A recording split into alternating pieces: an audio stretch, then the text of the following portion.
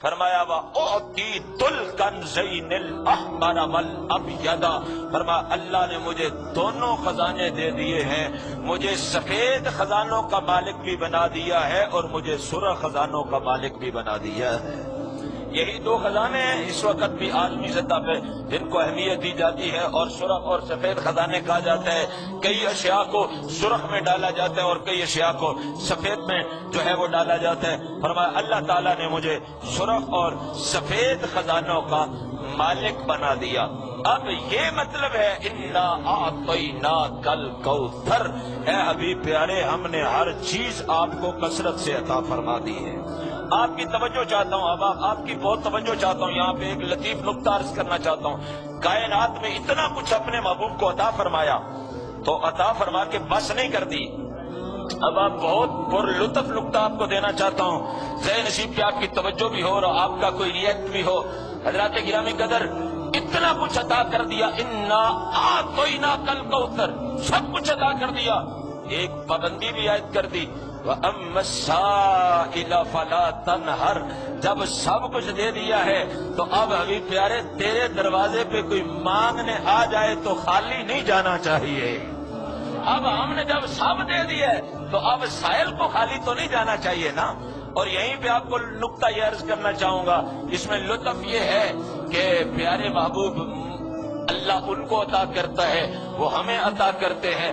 لطف یہ ہے کہ اِنَّا أَعْطَيْنَاكَ الْكَوْثَرَ کے زیر تحت اللہ سے لیتے رہتے ہیں، وَأَمَّا السَّائِلَ فَلَا تَنْهَرْ کے تحت امت کو عطا کرتے رہتے ہیں۔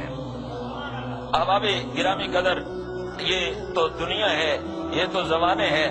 میرے کریم نبی صلی اللہ علیہ وسلم کو اللہ تعالیٰ نے جو عظمتیں عطا فرمائی اس میں صرف اور صرف دنیا ہی نہیں، اس میں آسمان ہی نہیں بلکہ آسمانوں سے اوپر کے خزانے بھی اللہ نے اپنے محبوب کے نام کر دیے ہیں۔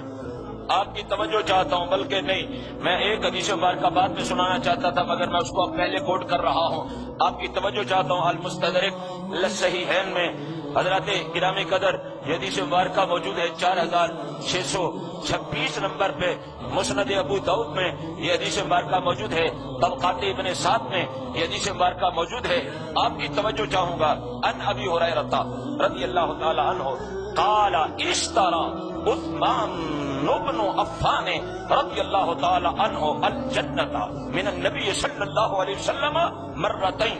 اب آپ کی توجہ چاہتا ہوں، حضرت ابو ہریرہ رضی اللہ تعالیٰ عنہ فرماتے ہیں قال اشترى عثمان بن عفان رضی اللہ تعالیٰ عنہ الجنۃ من النبی صلی اللہ علیہ وسلم مرتين۔ حضرت ابو ہریرہ کہتے ہیں لوگوں سن لو، حضرت ابو ہریرہ رضی اللہ تعالیٰ عنہ نے 2 مرتبہ نبی سے جنت کو خریدا ہے۔ شاید آپ اس کی لطافت کو نہیں محسوس کر سکیں، یہ کیمرہ برادر محمد نائم رضوی صاحب کا ہے، یہ بیچ کر کے دکھا دیں۔ حاجی غلام احمد صاحب ہیمی باعزت بارش ہیں، یہ بیچ کر کے دکھا دیں۔ قبلہ حافظ جمیل صاحب اس کو بیچ کر کے دکھا دیں۔ یہ ساؤنڈ سیٹ ان کا ہے، اس کو کوئی سیل کر کے دکھا دیں۔ حضرات آپ کے باہر موٹر سائیکل کھڑے ہوں گے، جو آپ کی ملکیت ہے وہ کوئی اور بیچ کر کے دکھائے۔ علاقے کا ناظم، چیئرمین، ایم پی اے، ایم این اے، یار وزیر اعلیٰ ہی بیچ کر کے دکھا دے۔ آپ کے ہاتھ میں پکڑا ہوا 2000 کا موبائل تو وزیر اعظم بھی بیچ نہیں سکتا، کیونکہ مالک آپ ہیں۔